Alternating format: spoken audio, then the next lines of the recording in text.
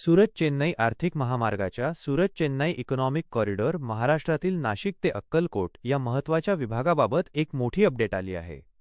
हा प्रकल्प राष्ट्रीय महामार्ग प्राधिकरणामार्फत national highways authority of India NHAI पूर्ण केला जाईल. प्रकल्पाची प्रमुख माहिती.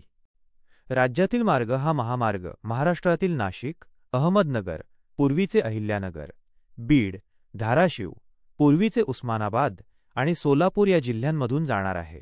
प्रस्तावित लांबी. नाशिक ते अक्कलकोट हा विभाग 374 किलोमीटर लांबीचा असेल. प्रवासाचा वेळ. सध्या नाशिक ते अक्कलकोट प्रवास करण्यासाठी सुमारे 9 तास लागतात. हा नवीन महामार्ग पूर्ण झाल्यावर हाच प्रवास फक्त 4 तासांत पूर्ण करता येणार आहे, म्हणजेच 5 तासांची बचत होईल. लेनची संख्या. हा पूर्णपणे ॲक्सेस कंट्रोल असलेला 6 लेनचा महामार्ग असेल.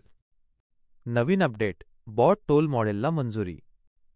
सार्वजनिक खाजगी भागीदारी मूल्यांकन समितीकडून public private partnership appraisal committee Nashik ते अक्कलकोट या विभागाला मंजुरी मिळाली आहे. मॉडेलमधील बदल. पूर्वी या विभागाचे काम हायब्रिड ॲन्युइटी मॉडेल HAM अंतर्गत करण्याचे नियोजन होते, परंतु आता सरकारने यामध्ये बदल करून हे काम बॉट टोल मॉडेलवर बिल्ड ऑपरेट ट्रान्सफर करण्याचा निर्णय घेतला आहे. फायदे. या बदलामुळे सरकारवरील आर्थिक भार कमी होईल आणि प्रकल्पाला गती मिळेल अशी अपेक्षा आहे. बॉट मॉडेलमुळे काम करणाऱ्या कंत्राटदाराला टोल वसुलीद्वारे आपली गुंतवणूक परत मिळवता येणार आहे. यामुळे लवकरच नाशिक ते अक्कलकोट दरम्यानच्या सेक्शनसाठी बॉट मॉडेलवर नव्याने निविदा टेंडर्स प्रसिद्ध केल्या जातील. प्रकल्पाचे 2 विभाग. नाशिक ते अक्कलकोट हा महत्त्वाचा विभाग 2 भागांत विभागला आहे. 1.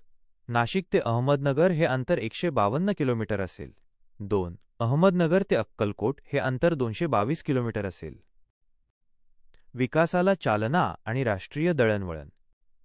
हा नवीन महामार्ग उत्तर महाराष्ट्रातील नाशिक, अहमदनगर, बीड, धाराशिव आणि पश्चिम महाराष्ट्रातील सोलापूर या 5 जिल्ह्यांच्या एकत्रित विकासाला इंटिग्रेटेड डेव्हलपमेंट चालना देईल.